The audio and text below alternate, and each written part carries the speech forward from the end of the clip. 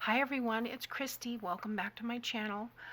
Today I want to start work on my design team project for happiness and crafting, and I want to do a file folder journal.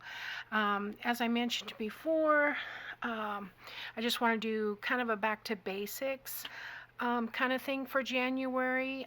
This is a very simple journal that anyone can make, and then you add more or less as you like. That's the beauty of these, is that anything goes. There's really no rules. I remember when I started, I used to think, well, how many pages need to go in it, or what size does it need to be? And it doesn't matter. Whatever you want is what it's going to be. So I'm going to start out with just a regular, these I think are from Dollar Tree, but it's a manila file folder, and I have a center cut, but it doesn't really matter for this project because we're going to be trimming this down or folding it or something. I don't remember at the moment, but I wanted to, this is just going to be like an introduction to show you what's coming up. So if you want to play along, that would be great. Get yourself a file folder, get yourself either a scrapbook paper collection or a digital collection that you enjoy or want to work with, and we'll go from there. But I want to show you this one. This is called the Old Time Rose Journal Kit, and it is from Happiness and Crafting. The link will be below in the description box, and it's a beautiful kit. I have printed double-sided, but I don't print it double-sided. I print it one way and then I put it back, the paper back in, and print the other side, because if I try to do a double-sided print, it takes forever. And because I do it that way, sometimes this is 28-pound paper, has a tendency to kind of curl up sometimes. So I do one day, lay it flat under something like this mat, and then do the other side the other day, because it's a lot of ink, and it will cause the paper to curl. I don't have that problem as much with a 32-pound paper, but I still have not been able to find 32-pound paper. So anyway, let me walk you through this. This is the background pages, and this is one of the overall designs, but these are the journal pages, have that shading around the outside and down the middle. I do print borderless. If your printer doesn't print borderless, it doesn't matter. You can modify the size of your cover. So I do borderless because I can fold it 8.5, the 8.5 by 11, and have pages that are 8.5 by 5.5, and they fit in a 9x6 journal.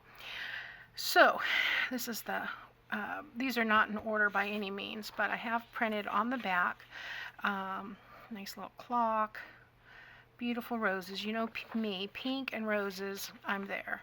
There's another, and then there again, another one of the backing. So I'm just, this one has, this is similar to one of the other ones, but it has lines. I really could use this backing for anything.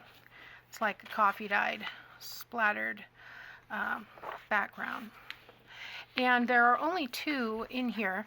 I'll be honest with you, I've printed them twice and tried to run them back through the printer twice to do the back side, and it wants to, for some reason, run them through together, and you can see I'm having issues with this corner right here.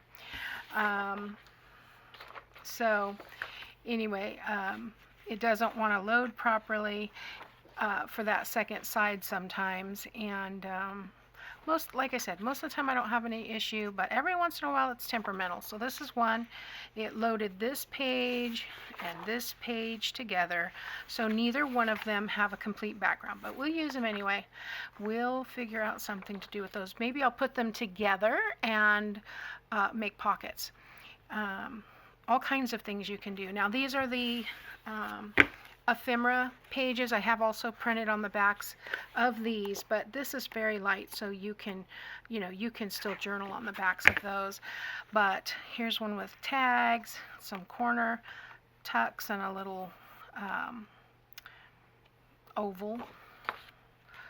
And here's some more tags. more tags and circles. These have all kinds of things you can do with them. And then here's some more tags and pockets. And then here's some fussy cuts here. And I'm going to try and do these. Oh, here's some more tags. I missed a page. So I'm going to try and do these on my scan and cut and see how they come out. I have cut a few things, but I haven't used the 110-pound cardstock yet. So anyway, that is the Old Time Rose collection. And we will be starting, I'm hoping, tomorrow, guys. It has been a week like you would not remember. I think I told, like you would not remember. A week that we will not forget. We will remember it. See, I can't even talk. I'm so flustered. Oh my gosh. So I think I told you that our heater wasn't working. Well, they came out. They said there's no carbon dioxide leaking from it. It's an old heater. It's an old HVAC unit. It needs to be replaced. Well, we know all this. So it's not keeping up. They can't do anything to help us. So when it stops working, we turn it off for an hour, turn it back on, it's fine. We do have a carbon monoxide alarm. So he said, just keep an eye on it. If you have anything, call us back. Okay, so that's as much as we can get with the heater. It works most of the time. Then we got a leak in the bottom of the water heater. All of a sudden, there's drip, drip, drip. Well, at first it was just a little trickle, and we noticed there was some underneath it in the pan. And then there was a little trickle river. Well, I've already called them by this time and made an appointment, but of course they have a lot of sick plumbers, so there's no one available. I made an appointment for Monday, 3 to 6. Nobody showed up. So I called them on Tuesday, because of course their office was closed by the time nobody showed up. And she said, it's our fault. Unfortunately, we did not communicate with you well. We've got so many plumbers out. And she said, you know, the soonest she could get to us is this Friday, 3 to 6. Well, what am I going to do, right? So yesterday I had Bible study with my mom's group. I come home and I noticed the drip is going a little bit faster. And it's drip, drip, drip. So I thought, you know, I wonder if I can divert this drip. And it didn't occur to me that anything else could happen. I was home for about an hour and my daughter gets in the shower. And the next door neighbor comes over and says, there's water coming out of your driveway. And I said, yeah, well, we have that little trickle because we called the guy, he didn't come out, so we've rescheduled for Friday. And she goes, oh, okay, because there's water coming out of your garage. Well, I knew there was a little trickle coming out, you know, maybe like 6 inches wide. I go, because I had taken the rug got wet at the back door, and I had taken it outside to dry. And I thought, oh, I better go bring that rug back in. I went to get the rug, and when I got to the laundry room, I saw water. My laundry room floor is covered with water, and I'm like, oh my gosh, and all of a sudden I heard it. So the pipe burst underneath the water heater. And there is a gush of water going all the way down my driveway, just everywhere. And so I'm like, oh no, we got to turn off the water. I know Daddy said we have to do it on the top. So my daughter is out there. She's getting ready to go to work. And so it had been probably 10 minutes from the time she got out of the shower to the time she was getting ready to go to work. And we're out there trying to figure out. I said, righty-tighty. I know it's always righty-tighty. And so she's like, it's not working. I said, just keep tightening it. I tried to call my husband.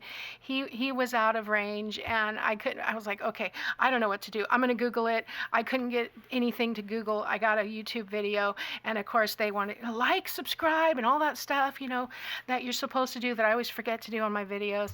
But they, you know, I was like, get to the point.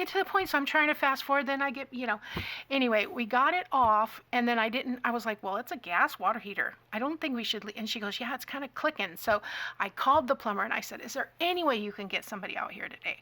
And she said, no, I'm just down. I don't have any plumbers at all. But she was able to walk me through, you know, getting the gas off, making sure everything was shut down, making sure that we did it properly.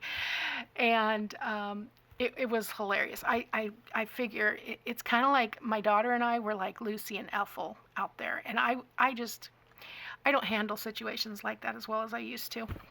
So, yeah, it was an exciting day. But because we turned the water off to the hot water heater, we have no hot water. So no showers until they get here, unless you want to take a cold shower, which is very difficult.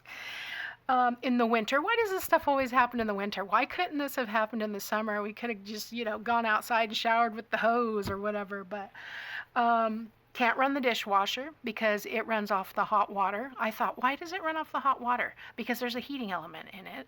You'd think it would have run off the cold water, but no, I have to wash all the dishes by hand. We have to take sponge baths or cold showers. There's 5 of us in the house. I'm like, you know what? I am not cooking dinner tonight because I am not going to do any more dishes. It is impossible, even with Dawn dishwashing liquid, to get the grease off of the Tupperware or any other thing, because I'm heating, 4 cups at a time in the microwave of water, or using the Keurig to get hot water, and it's just, it's just been a crazy couple of weeks. So hopefully, today's Thursday, hopefully that guy's supposed to come tomorrow afternoon. They have us down for priority. If there's any cancellations, they will be here. There's no water running out of my driveway. Everything is off, but we have cold water and sometimes heat in the winter. And I'm so thankful I don't live in Canada. I'm so thankful that I don't have to live with the, Northeast or Pacific Northwest, all that cold weather, because I would die. I need my heat. I need my sun. And yeah, so I'll keep you posted. But if you guys want to come and hang out with me and do this file folder journal, I would love it. And thanks for watching. I'll keep you posted.